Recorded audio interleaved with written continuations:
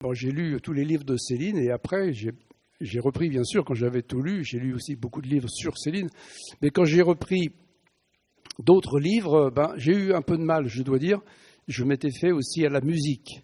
Il y a une véritable musique, il y a une véritable sensualité chez Céline. Il y a aussi une dimension comique. Il y a quelque chose de très truculent. Il y a une verve. Il joue avec les mots, il en invente aussi beaucoup.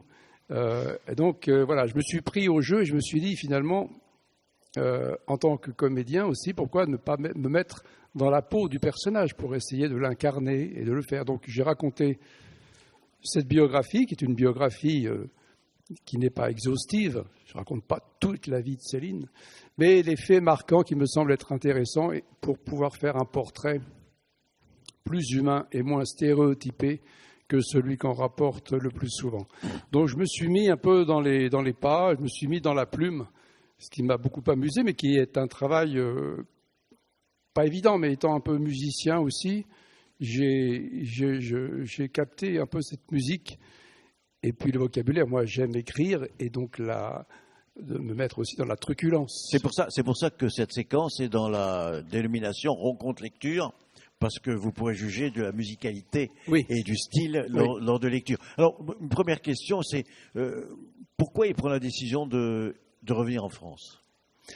Alors, il prend la décision de revenir en France parce que là, il peut revenir. Il est assuré. Le procès a eu lieu et donc il a été amnistié. C'est-à-dire que quand Céline a été condamnée, donc il y a eu son procès qui a eu lieu en France par contumace, mais il était encore sous le joug de la justice.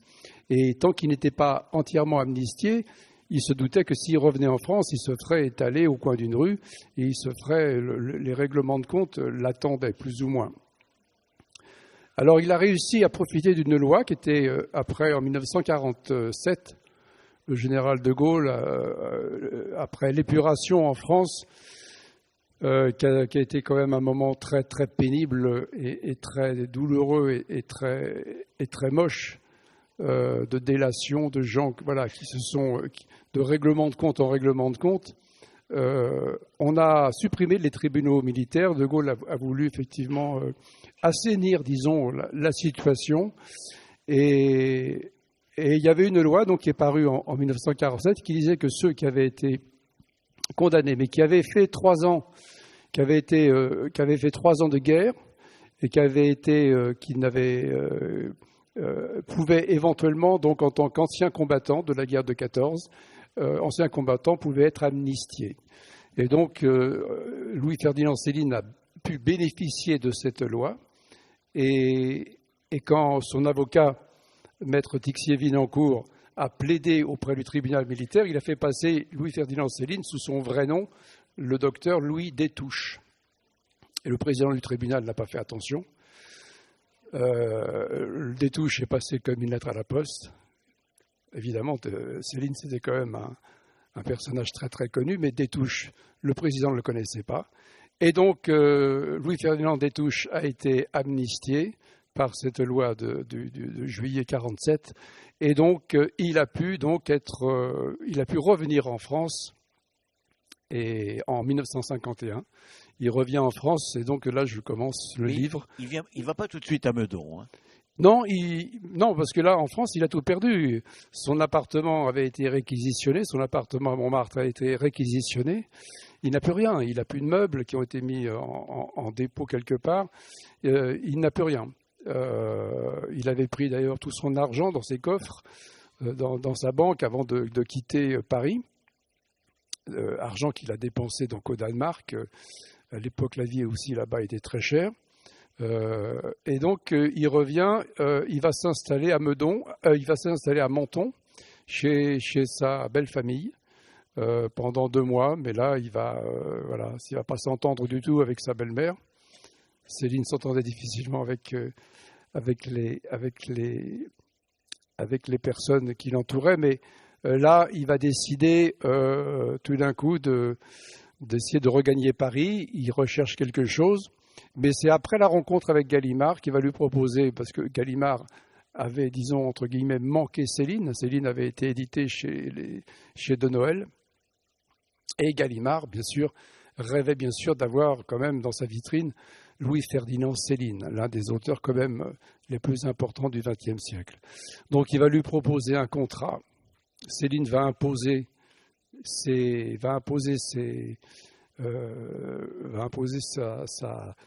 son pourcentage, son avaloir, etc. Et Gallimard va accepter tout ce que lui propose Céline.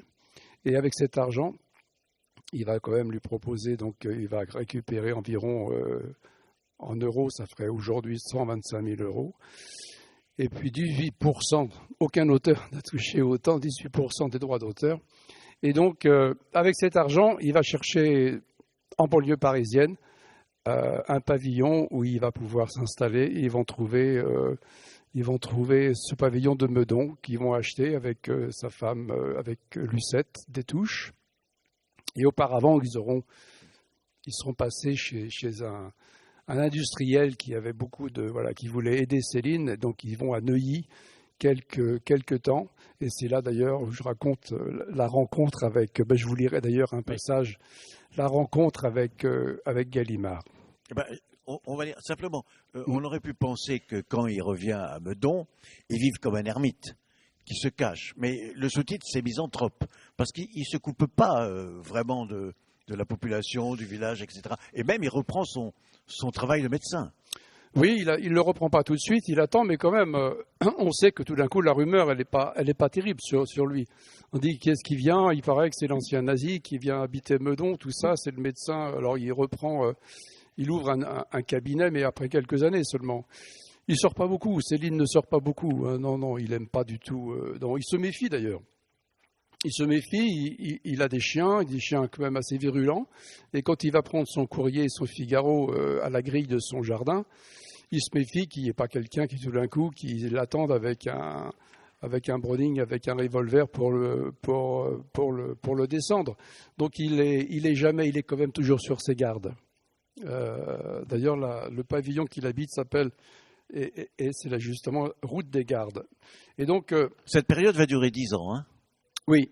Et donc là, quand il arrive en 51, après 6 ans d'exil au Danemark, il va rester 10 ans, puisqu'il meurt en juillet 1961. Et durant ces 10 années, il va revenir sur la scène littéraire française, après quand même quelques échecs des livres qu'il avait écrits d'ailleurs au Danemark, qui s'appelle Féerie pour une autre fois, Guignol's Band, qui ne sont pas forcément de gros succès littéraires, mais il va revenir avec ces 3 derniers livres qu'on appelle la trilogie, c'est-à-dire D'un château l'autre, Nord et Rigaudon, qui raconte toute son escapade dans l'Allemagne en feu et en cendres de la fin de la guerre.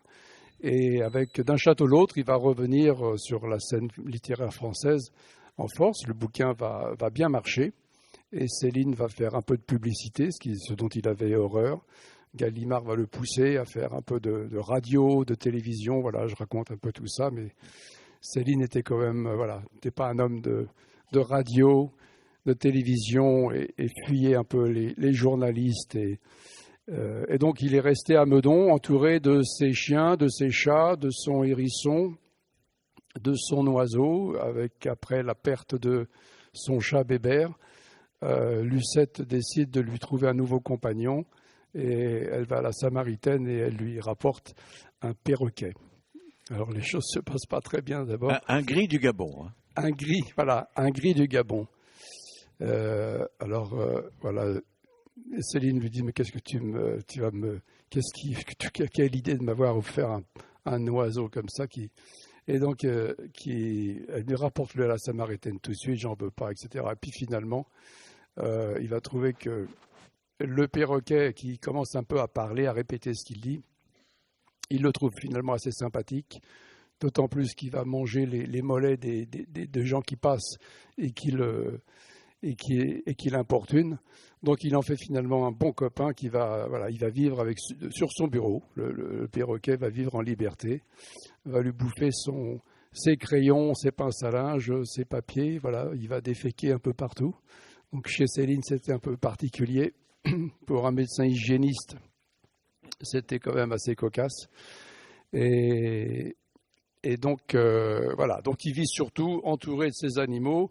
Les humains, il en connaît, bien sûr. Il revoit avec plaisir Marcel Aimé, des gens qui l'ont défendu lors de son procès. Il y a quand même des gens qui se sont mobilisés pour défendre Céline. Il y a aussi Arletty, sa copine de Courbevoie. Ils ont toujours été très, très liés. Il y a Michel Simon qui va lire aussi les premières pages du Voyage au bout de la nuit, que je vous conseille d'écouter. C'est un magnifique enregistrement où il lit les premières pages. Et là, quand vous avez la voix de Michel Simon, ensuite vous pouvez ouvrir le livre et continuer la lecture. Vous avez la musique et vous avez le ton. C'est extraordinaire d'ailleurs, parce qu'on a l'impression que Céline se confie, quoi. C'est pas une littérature qui fait des phrases. Céline avait une très belle expression, il disait l'émotion, il ne faut pas lui laisser le temps de s'habiller en phrases. Donc il est toujours dans le vif du sujet. Il parle au lecteur avec beaucoup de digressions. Il parle d'une chose et puis tout d'un coup il part sur une autre chose. Il y revient en disant bon, attendez, où est-ce qu'on en était? Ah oui, on en était là. Ne partez pas. Attendez, j'ai pas fini. Et donc il vous parle comme si il écrit comme s'il vous parlait. Pour lui, il a essayé de mettre vraiment le langage parlé dans l'écrit. Voilà, c'était sa seule ambition, d'arriver à mettre le langage parlé dans l'écrit, mais en inventant des mots aussi. Hein. C'est un grand inventeur de mots. Aujourd'hui encore, vous utilisez souvent le blabla, par exemple. C'est un mot que Céline a inventé, le blabla, blablater, blabla. Oui, c'est ça, c'est du blabla. Blabla, il y a plein de mots que Céline a inventés qui sont toujours très... voilà, c'est très sensuel, hein, Céline. Il y a une sensualité dans sa phrase, dans sa façon de s'exprimer. Et puis, c'est quelqu'un qui parle de l'humanité, qui parle de mélancolie, qui parle d'amour, qui parle de tout ce qui nous concerne finalement, parce que nous sommes tous finalement très proches les uns des autres, beaucoup plus qu'on ne le croit. Et lui, il arrive à vous parler comme ça avec cette vérité qu'il y a au fond de chaque être humain, dans sa solitude, dans son existence, entre naître et mourir. Nous sommes tous finalement... à pouvoir, à essayer d'avancer le mieux qu'on peut, à être aimé, à aimer aussi, bien sûr, mais voilà, avec tous ces enjeux de l'existence qui sont les nôtres à tous, nos joies, nos peines, nos chagrins, nos désespoirs, nos espoirs aussi. Et donc, il sait quand même trouver, lui, le médecin des pauvres, qui a côtoyé la misère sur tous les continents. Hein. C'est un homme qui a beaucoup voyagé, Céline. Et donc la misère, il la connaît bien. Médecin de dispensaire, il était vraiment aux premières loges. Souvent d'ailleurs, il ne faisait pas payer ses patients, parce qu'il avait honte de les faire payer des gens qui n'avaient déjà pas grand-chose. Et il faisait quelque chose dont il n'avait pas le droit de faire. Il n'avait pas le droit d'accueillir dans les dispensaires, d'abriter les sans-abri. Dispensaire était fermé à telle heure et il n'y avait pas de... Et malgré tout, les gens qui étaient dans la rue, il les faisait rentrer en disant « Bon, allez, venez, vous passez la nuit au dispensaire. Je n'ai pas le droit, mais venez, vous n'allez pas. » Donc, il faisait aussi... C'est aussi quelqu'un qui sait, sait que c'est toujours les pauvres. C'est toujours un peu sur eux que repose un peu le poids qu'on fait payer toujours... que les riches font payer. Disons que il avait une phrase aussi qui disait la vie est un grand bazar où les riches rentrent sans payer, où les riches font leurs courses, prennent et sortent sans payer. Seuls les pauvres payent, évidemment. Je vais vous lire quelques extraits. Un petit extrait pour vous mettre un peu le... Après, on parlera juste une question sur son regard. Qu'est-ce qu'il attendait des critiques de son époque quand il a recommencé à écrire et que ses livres ont été publiés? Quel regard il avait sur... Est-ce qu'il attendait les critiques? Comment il a retrouvé la notoriété? Un extrait. Oui, on en parlera, mais les critiques, Céline, il n'en pensait pas beaucoup de bien. Ma rencontre avec Gaston fut assez Gaston Gallimard. Ma rencontre avec Gaston fut assez cocasse, je dois dire. C'est Paul Marteau qui avait organisé un dîner dans son hôtel particulier à Neuilly. Pour mon plus grand malheur, moi qui me couche tôt. Il faut vous dire que ces deux prétentieux se détestaient copieusement. Il avait bien sûr une raison à cela. Encore une rigolade qui sentait le gaz. Cet encrier d'éditeur avait piqué la maîtresse de ce pauvre Marteau, la grande Valentine Tessier, la fameuse comédienne. Oh oui, très distinguée. Une de ces croqueuses d'or franc-or, une de ces croqueuses de franc-or, une vraie rivale de la Banque de France. Peignoir vaporeux sur fond de lune, la Bovary dans le film de Renoir, c'était elle. Produit par un certain Gallimard, tiens donc, Gaston de son petit nom. Ah oui, on ne se refusait rien dans les grandes maisons. Le Gaston cachait bien drôlement bien son jeu. À le voir comme ça, prime abord, vous l'imaginez pas forcément furieux du jupon, faire des galipettes et de l'acrobate sur madame, couiner des petites audaces, la tête dans les dessous, tout en assiduité, palpitant, froufrouteux. Vous l'imaginez pas râler aux anges, bramer son apothéose, ou faire le beau sur ses pattes arrière, non, vous ne l'imaginez pas. On ne sait rien de la véritable histoire des hommes. Il y a des dessins dans le livre oui. qui sont des portraits réalisés par José Correa, qui est un dessinateur aquarelliste de grand talent. Qui était aussi dans le précédent ouvrage ? Oui, qui était également dans le précédent ouvrage. Toujours est-il que le Marteau s'était montré beau joueur et méritait quelques louanges. Ces deux croutons avaient bien renoué grâce à qui ? Moi, l'écrivain le plus détesté, le plus vomi, haï, maudit de la planète. On se mettait à présent en quatre pour avoir mes faveurs, n'est-ce pas cocasse ? Le Marteau était assez fier de son coup, ça lui donnait un petit avantage sur son rival. Les riches n'ont certes plus de problème d'argent ni d'héritage, bien qu'il soit difficile de parler d'autre chose avec eux, mais ils ont des soucis de dignité. Je vous l'ai dit, toujours apparaître pour ceux qui ne le sont pas, des gens formidables, des bienfaiteurs de l'humanité. Ils confondent vanité et dignité, ils n'ont rien compris et ne comprendront jamais. La Légion d'honneur, voilà ce qui les fait encore bander. Même si ces sournois crâneurs, ces ruisselants d'émotions factices préfèrent ô combien passer la guerre dans les caves, les abris et se pisser dessus. Oui, du carmin à la boutonnière, ça leur donne du rose aux joues. Héros du camouflage, imperméable aux ondes vivantes. Une petite virée au chemin des dames calmerait leur cabotinage. Faribole, chichi, niaiserie, tous les gens riches finiront comme les pauvres, raides et allongés. C'est la seule vérité qui vaille. Alors, au bout du compte, pourquoi tant d'arrogance ? Voilà pour cet extrait, on en lira d'autres. Donc, comment est-ce qu'il a retrouvé la notoriété ?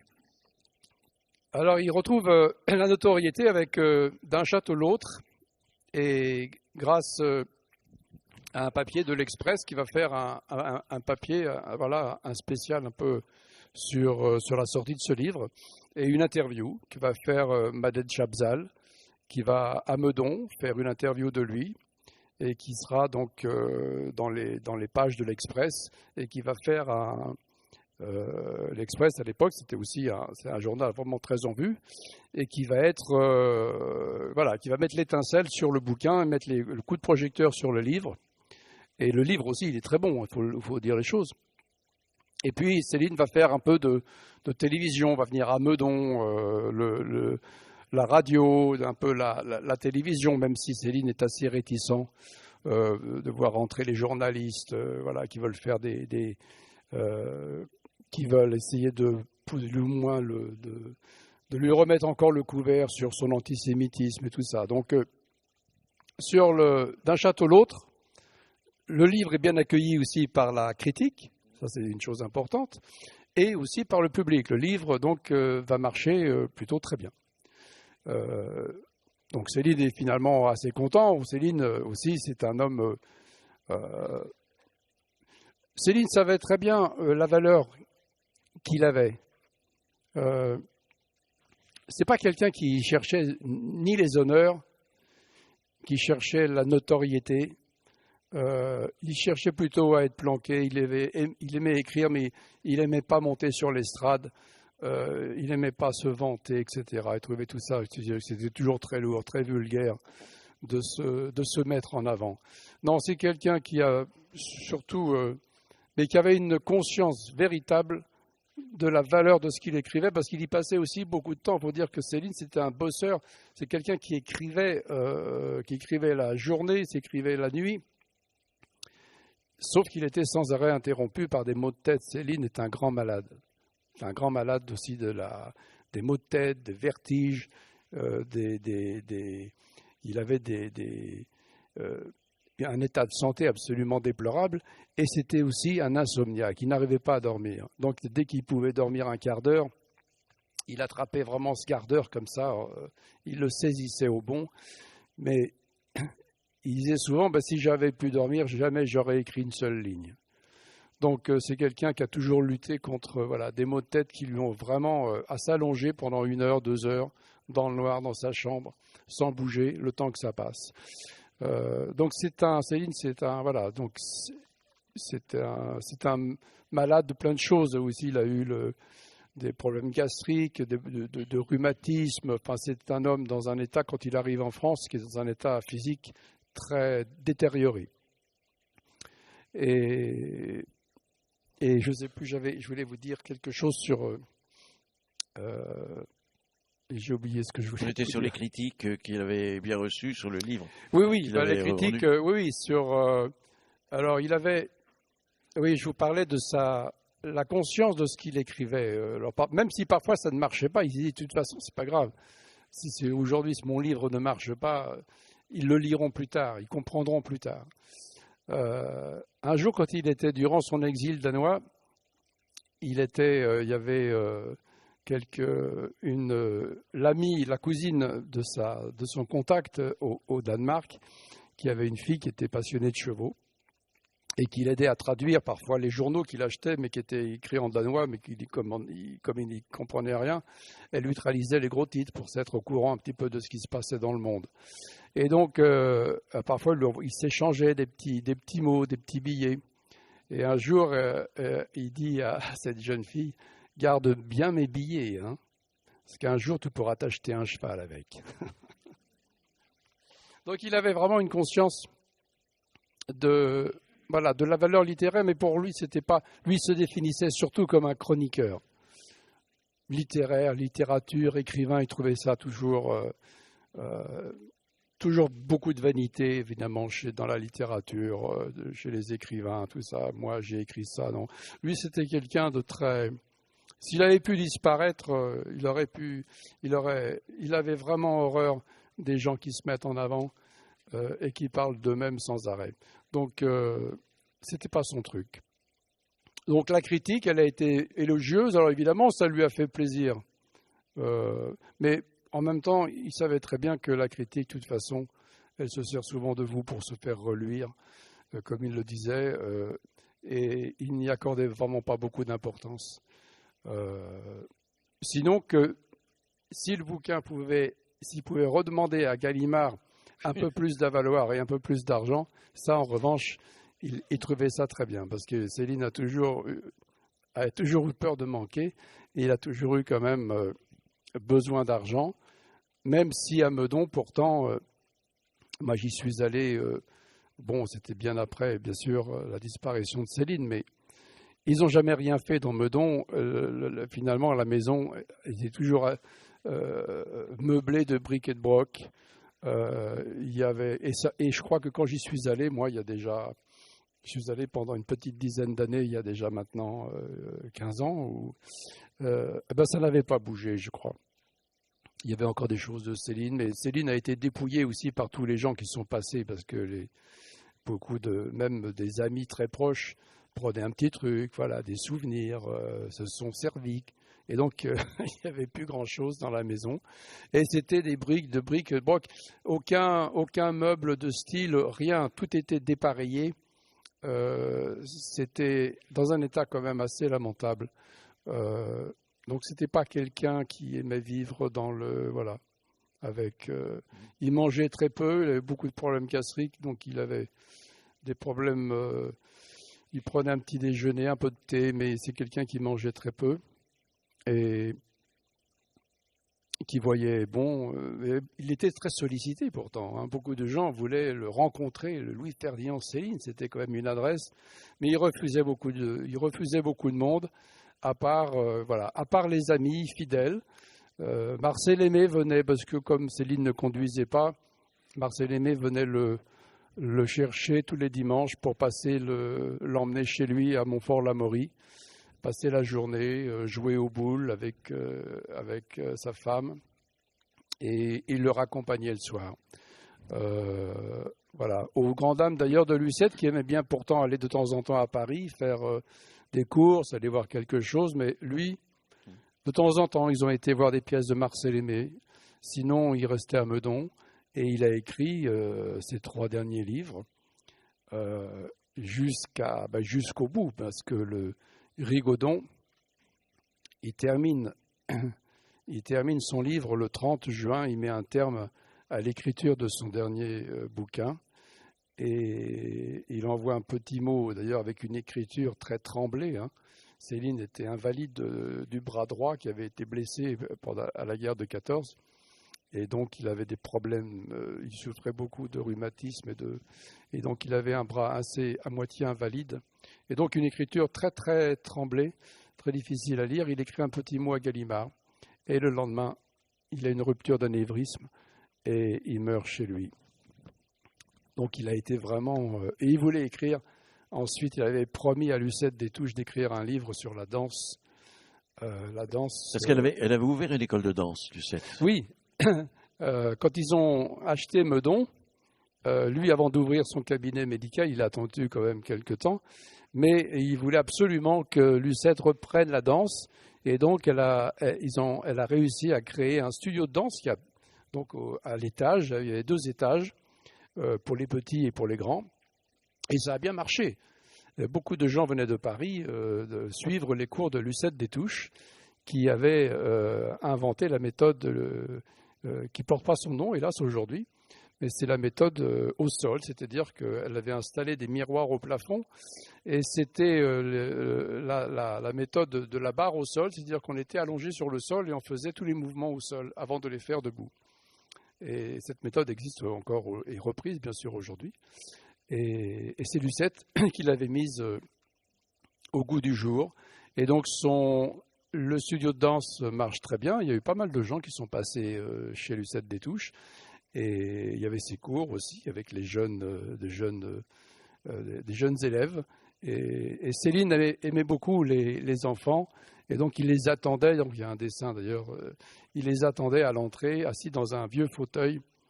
Et il faisait peur. Il était un peu avec sa houppelande, comme ça. Il était quand même assez impressionnant, avec des yeux aussi très perçants, des yeux bleus très clairs. Avec un regard qui devait être très, très impressionnant. Et il regardait passer tous ces enfants, toute cette jeunesse, cet espoir peut-être d'un monde nouveau. Et il était... Voilà, ça lui faisait... En revanche, il avait peur de ses petits-enfants. Oui, mais il avait peur. Voilà. Alors, ses petits-enfants, il a refusé de les voir, oui.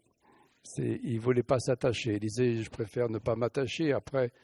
un jour, c'est vrai qu'il y a un de ses petits-enfants qui, quand même, veut rencontrer son grand-père. Alors, il s'habille et il se met une belle chemise, une sorte de lavalière, une petite veste. Il avait 16 ans. Il sonne à la grille. Donc, Céline regarde, il voit un jeune homme à la grille, il descend. Et il dit, vous êtes... c'est pourquoi vous êtes qui ? Je suis votre petit-fils et je voudrais écrire comme vous. Alors Céline lui dit, jeune homme, est-ce que vous avez votre baccalauréat ? Non, pas encore. Eh bien, quand vous l'aurez, revenez me voir. Alors, on va lire un nouveau passage.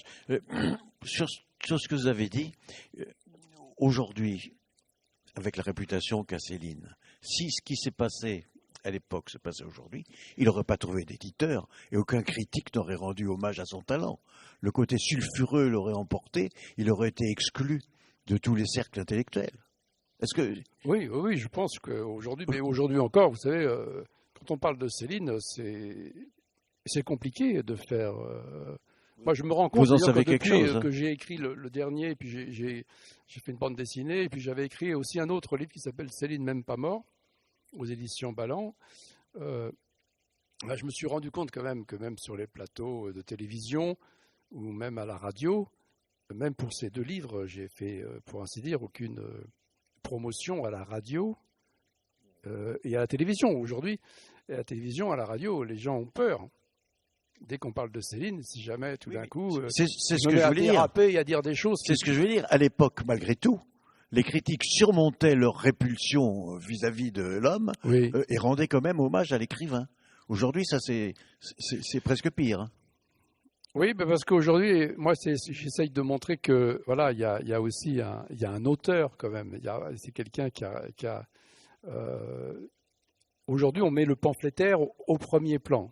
C'est vrai, on met l'antisémite au premier plan, évidemment, mais on n'est pas là pour réhabiliter Céline. Et ses écrits, il les a lui-même condamnés. Ils ont été d'ailleurs condamnés. C'est quelqu'un qui a été condamné, Céline. Il a été condamné à 1 an de prison, à 50 000 francs d'amende à l'époque, et à la confiscation de la moitié de ses biens. Donc il a eu une condamnation qu'il a faite, puisqu'il a fait 17 mois de prison au Danemark. Donc il a, disons, en quelque sorte payé. Même si après, il a dit, effectivement, j'ai écrit des conneries, je ne veux plus que ces livres ressortent, m'emmerdez plus avec ça, me les ressortez pas sans arrêt, tout ça c'est fini. L'antisémitisme est mort, il disait. Après la guerre, après ce qui s'est passé dans les camps nazis, c'est ce qu'il disait en 1945. En 1947, il disait, l'antisémitisme est mort physiquement, si j'ose dire, par raison d'idiotie fondamentale. Après ce qui s'est passé, il était idiot d'être antisémite. Donc ça, il l'a écrit noir sur blanc. Et il ajoutait, mais l'antisémitisme reviendra. Et il disait, à cause des Juifs. Donc il n'en sortait pas quand même, mais... il en sortait Allez, pas on va lire un 2e extrait. Ouais.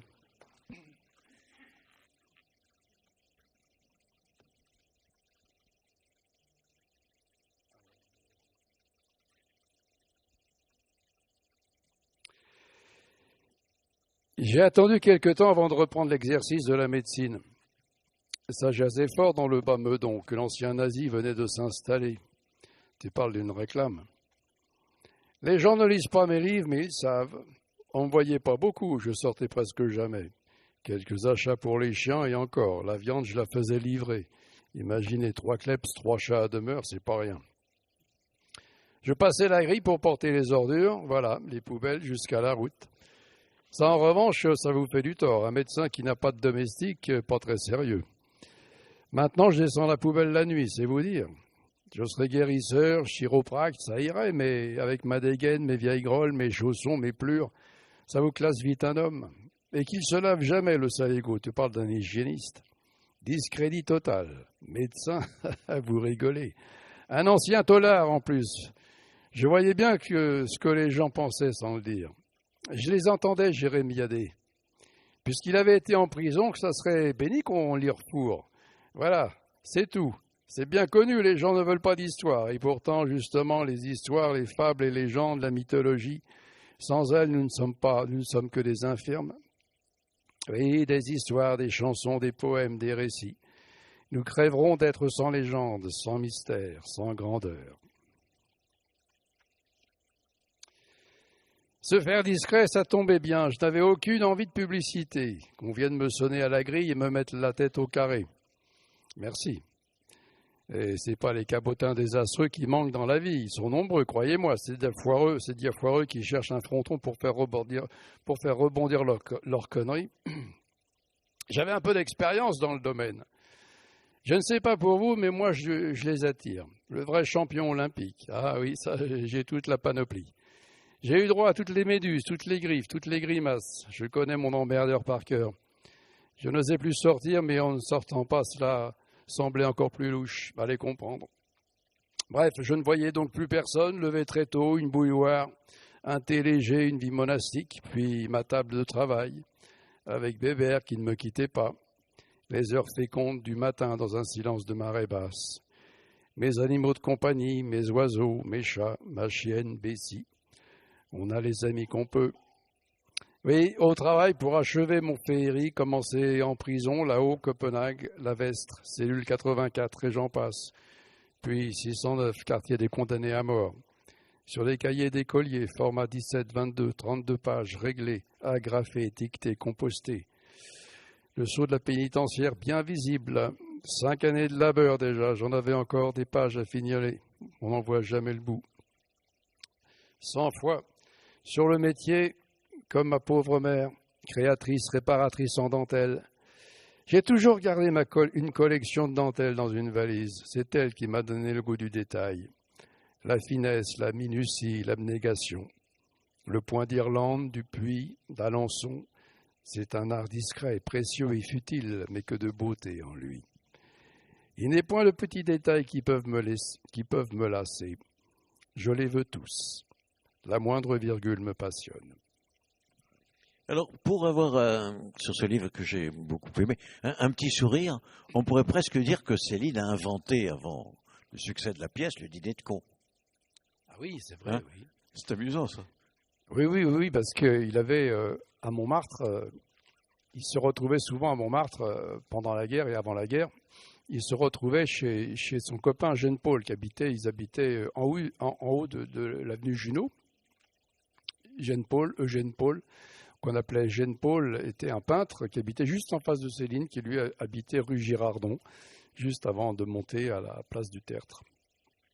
Et alors, pour s'amuser, il y avait toute une bande aussi, il y avait Marcel Aimé, il y avait pas mal de gens, pas mal d'artistes qui se retrouvaient chez Eugène Paul le dimanche matin. Et un jour, il y a un type qui arrive avec un nouveau, mais il était vraiment con. Alors. Et alors, tout d'un coup, l'idée est venue de Eugène Paul, il a dit, mais il faudrait chaque dimanche, on va faire un concours, celui qui amène le plus beau con. Et alors, ils se retrouvaient tous les dimanches, et c'était une partie de rigolade.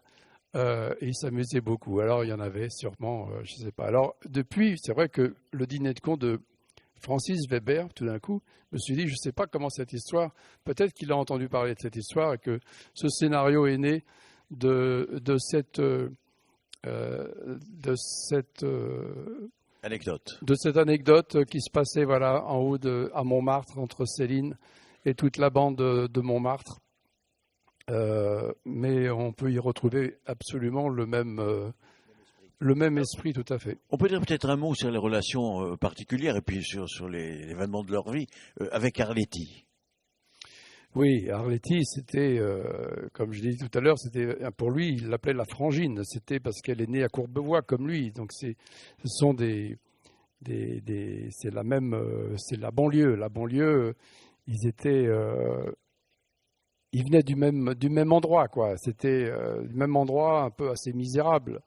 Et donc ils avaient et la poésie, parce que Arletty avait comme ça, elle disait les choses, elle était franche, elle était immédiate, elle n'avait pas de malice, il n'y avait pas de calcul, elle disait les choses. Et elle avait ce ton, bien sûr, comme Céline. Et puis la gouaille, cette façon aussi ce sens aussi de la métaphore, de la vérité, de ne pas s'embarrasser, quoi, dire les choses, direct. Alors, ils avaient gardé une très bonne connivence, et Arletty, d'ailleurs, dira, comme Michel Simon, viendra souvent à Meudon, de temps en temps, voir Céline, et Céline lui demandera aussi de lire quelques pages de Mort à crédit. Donc, il y a un enregistrement avec trois voix de 3 acteurs, Michel Simon pour Le Voyage au bout de la nuit, et pour Mort à crédit, il y a Arletty, et également Pierre Brasseur qui dira aussi un ou 2 chapitres. Donc il y a une relation très plus qu'amicale entre Arletty et Céline. Oui, elle pouvait débarquer, elle c'était vraiment la frangine, et puis sa générosité, voilà. Et puis Arletty, on l'a quand même pendant l'épuration et juste après la guerre, on lui en a voulu, bien sûr, d'avoir couché avec un officier allemand. Elle a été condamnée quand même elle a été interdite pendant plusieurs années d'exercer son métier. Donc elle a payé cher. Alors elle disait effectivement, mais si vous vouliez pas que je couche avec un Allemand, il fallait pas les laisser rentrer. Je ne sais pas si c'est vrai. Comme ça, donc ça plaisait bien. Mais Céline aussi, il avait ce goût de la vérité, de dire les choses sans trop y réfléchir. C'est destructeur qu'on dit la vérité. Il avait le sens aussi, voilà, de la pertinence, de l'ironie, mais de la provocation. Et puis dire les choses, bien sûr, dans un monde où tout d'un coup, on a tendance quand même à faire beaucoup de circonvolutions. Donc lui, c'est comme d'ailleurs dans sa littérature, il va au cœur des choses. Hein. Il y va direct, il passe pas, il fait pas des phrases.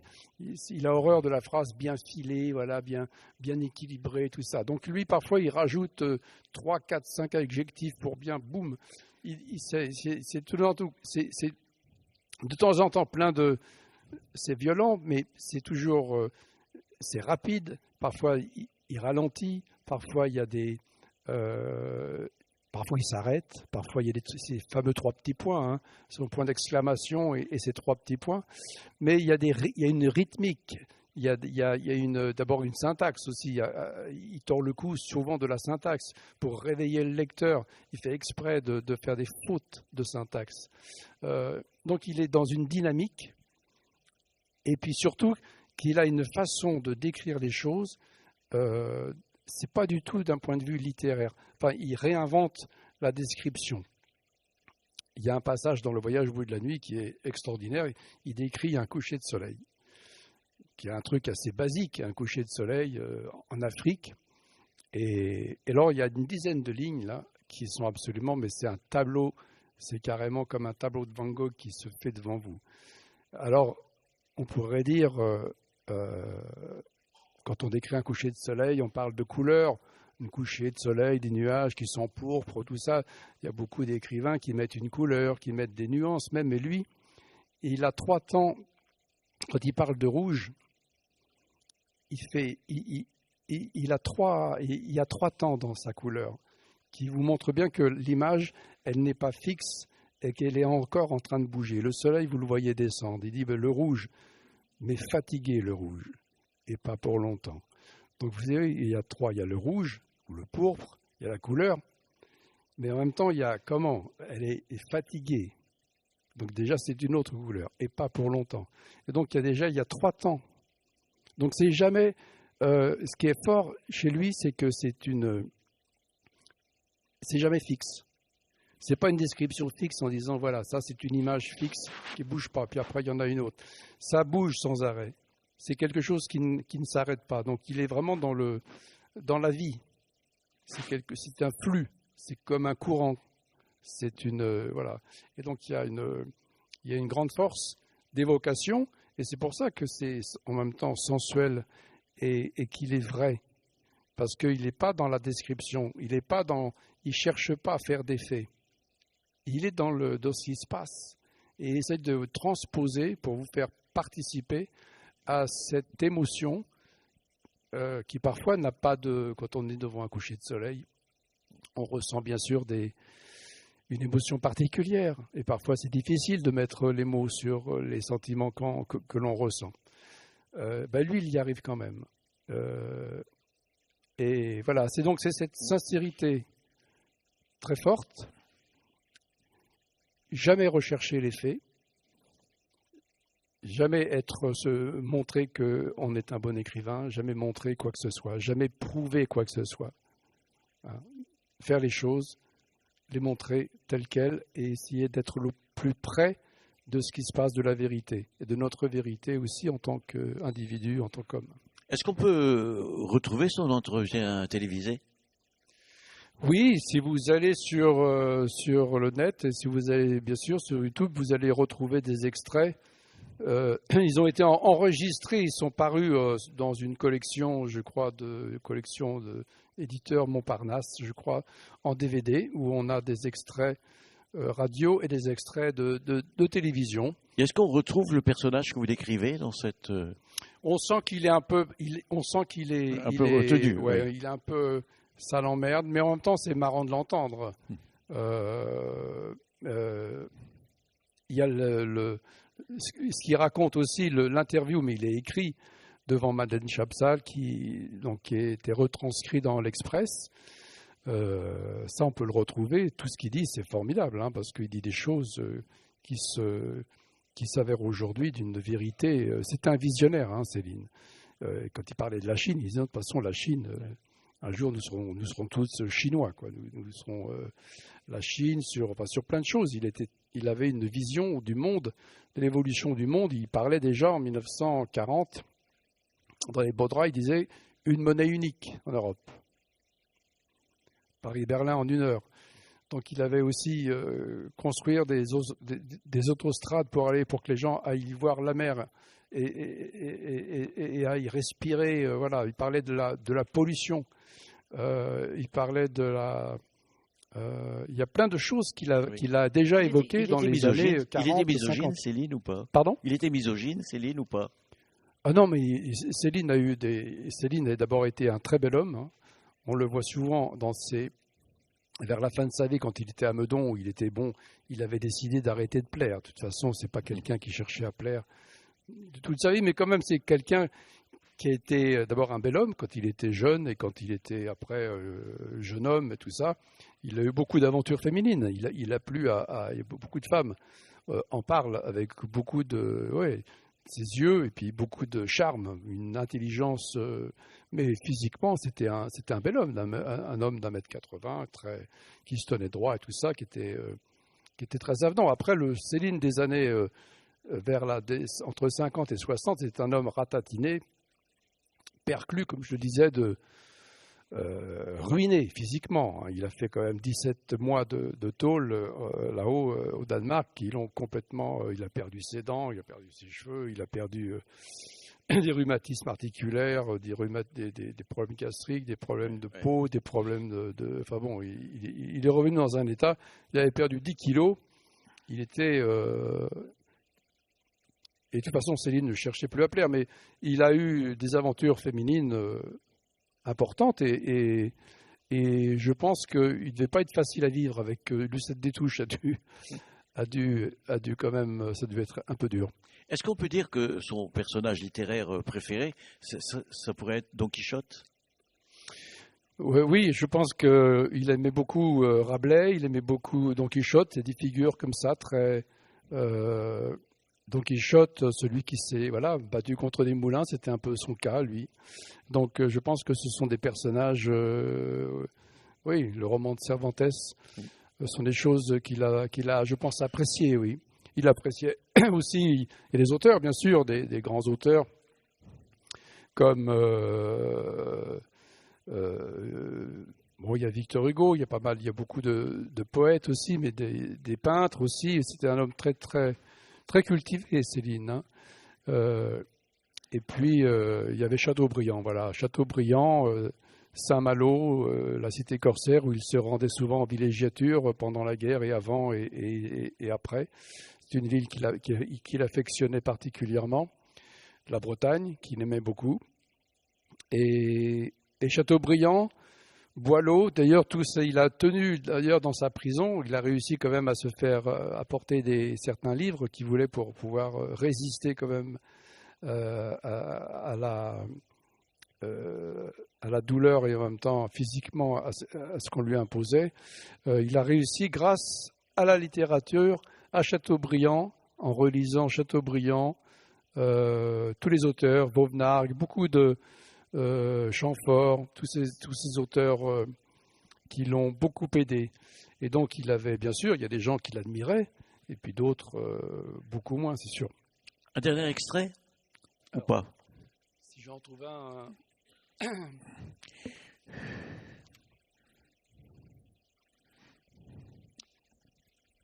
Voilà, je vais faire un petit mot sur Arletty, dont je parlais tout à l'heure. Arletty, c'est la frangine subtile, la franchise en personne, avec son rire atomique qui vous entraîne, vous tire par la manche, tout en générosité qu'elle est.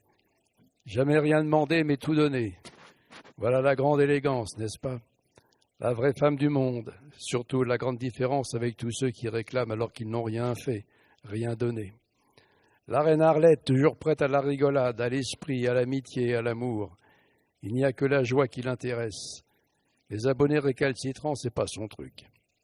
La vraie distinction, oui, on peut le dire. Celle qui n'oublie pas la faiblesse, qui sait bien que là réside la richesse et la force de toute action sincère.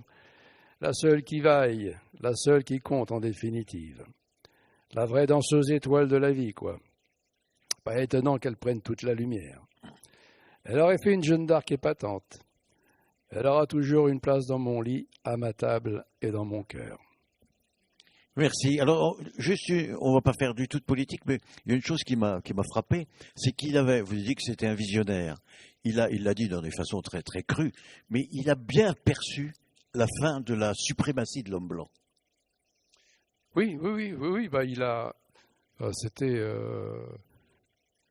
c'était quelqu'un qui avait, c'est vrai, une vision du monde comme quoi, ce qu'on vit d'ailleurs aujourd'hui, un basculement bien sûr de la prédominance de la Chine qui va prendre un peu les rênes, enfin la guerre un peu du leadership entre l'Occident, entre les États-Unis et la Chine.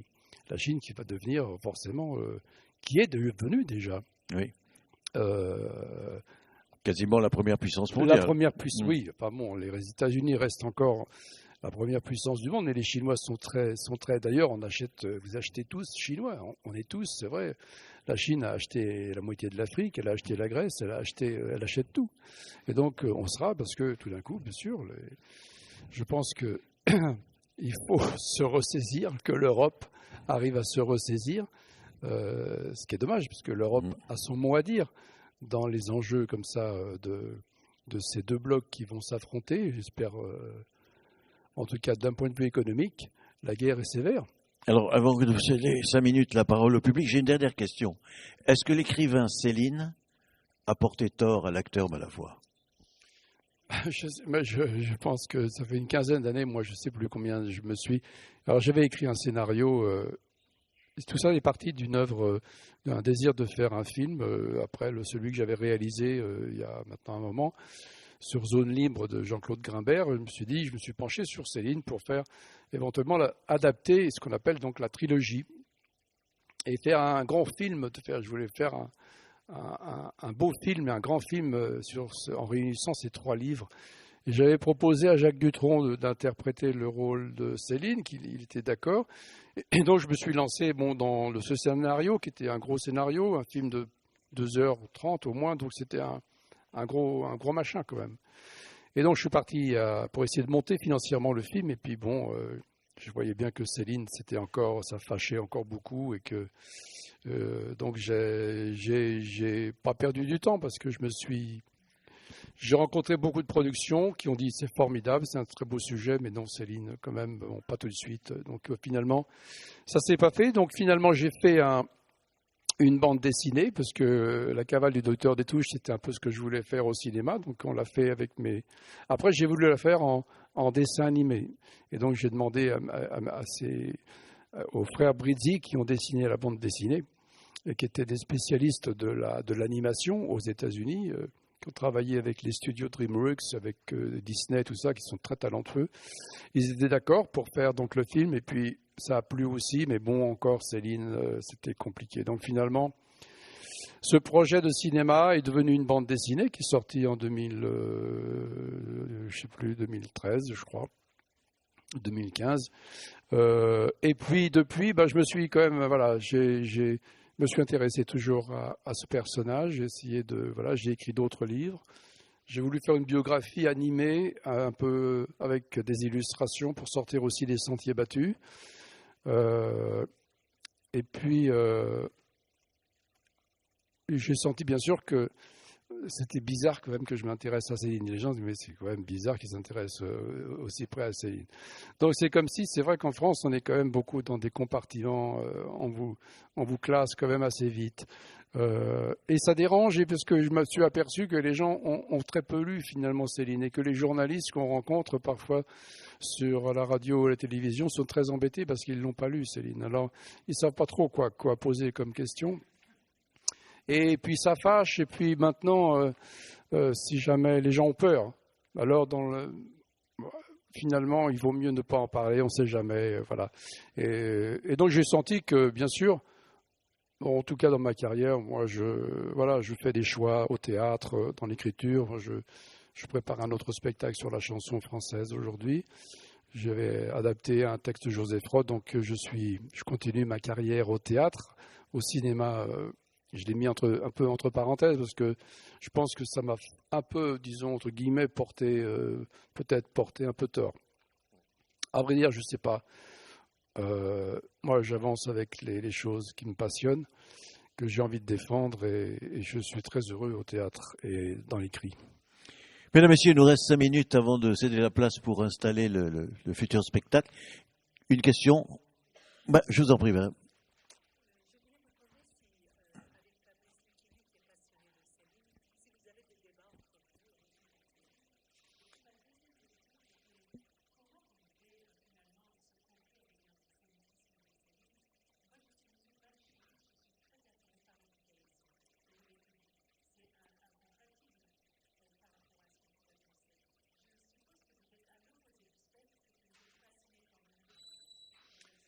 Oui. Il faut arriver à faire la part des choses, parce que si tout d'un coup, alors on met le sentiment, il faut arriver à faire la part des choses aussi quand on étudie quelqu'un d'un point de vue historique aussi. Il ne faut pas se laisser envahir par non plus les émotions. Donc j'essaye d'avoir aussi un regard, et c'est sincère et en même temps avec une certaine distance pour sinon ne pas tomber dans la caricature. Avec Lucchini, on en a parlé un peu, mais Lucchini est quelqu'un d'assez bizarre qui a travaillé il y a longtemps sur Céline, qui a fait ses premiers spectacles en lisant Le Voyage au bout de la nuit. Il a commencé comme ça, c'est seul en scène. Après, j'ai eu l'idée d'ailleurs, parce que je lui avais demandé d'ailleurs si ça l'intéressait éventuellement d'incarner Céline au cinéma. Il m'a dit, t'es fou Céline au cinéma. C'est fou, moi je pourrais moi je dis Céline, mais pas incarner. Alors ça lui faisait peur, et donc il m'a dit non. Et puis il faisait ses trucs à lui, voilà. Donc c'est quelqu'un, voilà, d'assez solitaire et d'assez. Donc on en a parlé un peu, mais pas tant que ça. La question de madame, c'était aussi, on peut être attiré et fasciné par des gens sans qu'on ait aucun crochu ni. Moi je suis, c'est vrai, je suis admiratif. Le style célinien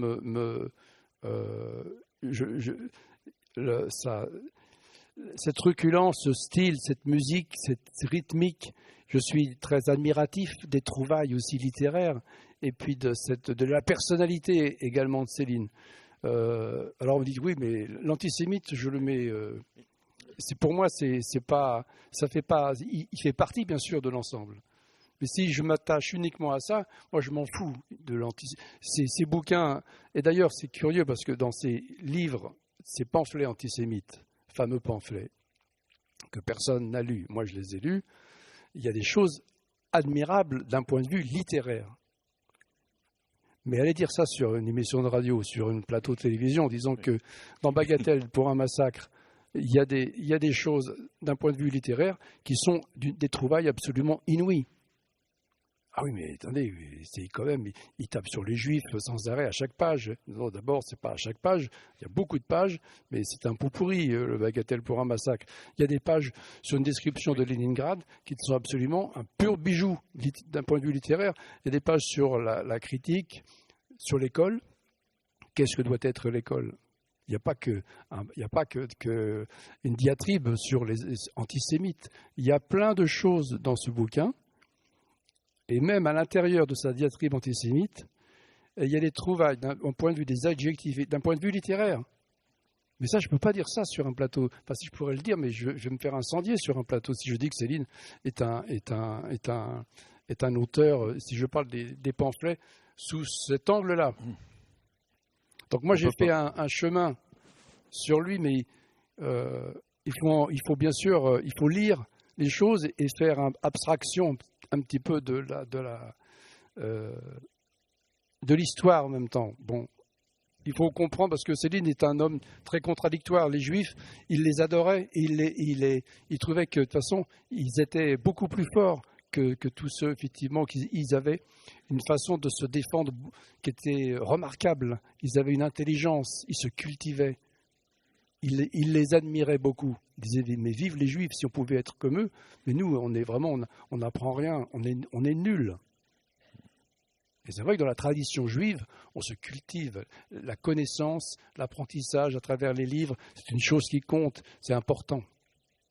Donc il était très admiratif des Juifs et de leur façon finalement de se protéger, de pratiquer l'endogamie, de se protéger entre communautés. On se marie entre nous, voilà, c'est une façon de se protéger. C'est une façon aussi c'est très difficile aujourd'hui sur le plateau de télé ou face à critique de faire la part des choses. Moi, j'ai un exemple. C'est compliqué parce qu'on n'a pas le temps. À la radio, parfois, quand vous faites une interview avec une journaliste on parle d'un bouquin, on a 2 minutes. Alors, il faut arriver à faire. C'est compliqué. On peut pas faire. Peut pas s'exprimer qu'avec des résumés. Et puis après, si on fait en 5 un minutes... mot, si vous disiez en un mot, Céline, c'est quoi pour vous? En un mot. Excusez-moi, en un mot, c'est pas possible. Mais la télé, c'est. Et si vous aviez à résumer, c'est en un mot. Vous diriez quoi? Je dirais rien parce qu'en un mot, c'est pas possible. Oui, une dernière question. Alors, vas-y.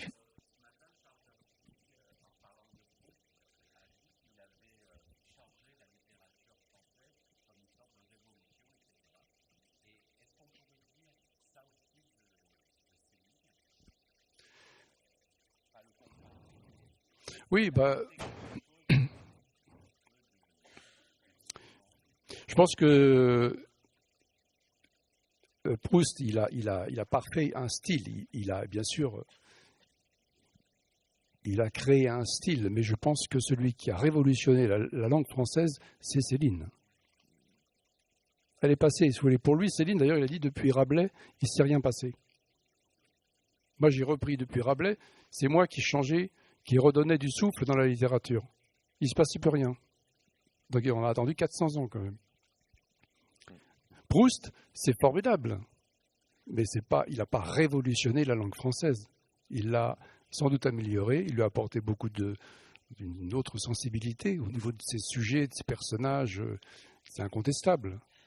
Mais celui qui a révolutionné la langue française, ils ne sont pas nombreux, mais c'est Céline. Et d'ailleurs, Céline, tout le monde est venu piocher dans ses bouquins. Céline a été souvent plagiée. On s'inspire de Céline. On va lui piquer des trucs. Encore aujourd'hui, il le savait. Et il disait de toute façon, oui. Il a une page où il est terrible avec François Giroud. Ah oui. Oui, parce que François Giroud, parce que ça, c'était dans On peut lire cette page, on va conclure là-dessus, parce que c'est un peu dans l'air du temps. Les critiques, où on lit pas un livre, on sait déjà ce qu'il faut en penser en fonction de l'image qu'on a de celui qui écrit. Effectivement, sur François Giroud, c'était donc l'Express. C'était l'Express. La directrice avec Servan Schreiber de l'Express, où est paru donc l'entretien qu'il a d'un château à l'autre. L'entretien dans l'Express a été tiré par Madame Giroud, Voyage au bout de la haine. Voilà tout ce qu'elle a retenu. Que voulez-vous faire? L'homme ne regarde que l'homme ne regarde que ce qu'il voit et il ne voit que ce qu'il a déjà dans l'esprit. On n'en sort pas. Classique. Cette langouste ajoutait, Louis-Ferdinand Céline publie ce mois-ci un livre de 600 pages. D'un château à l'autre, où il vomit dans un flot de rancœur et de points de suspension ses souvenirs de guerre. J'ai vite compris qu'elle n'avait pas lu mon livre, qui d'ailleurs n'a jamais fait 600 pages. Il en faisait 316 dans la collection blanche de Gallimard. Un gros pavé plein de vomi, quelle élégance. Que voulez-vous, ces gens-là sont très occupés, très importants. Oh là là, ils n'ont pas le temps de lire. De toute façon, ils savent quoi penser de votre ouvrage. C'est une pratique très courante dans la critique littéraire. Voilà, là, il a tout dit sur ce qu'il pense de certaines façons de procéder de journalistes et de critiques. On va vous remercier parce qu'on est pris par le temps. Merci pour cette lecture et cette présentation. de ce très beau livre dont je rappelle le titre et la maison d'édition. Louis-Ferdinand Céline, le misanthrope de Meudon, de Christophe Malavoie, aux éditions de l'Observatoire, avec des illustrations admirables de José Correa. Oui. Merci à vous. Merci beaucoup. Merci à vous.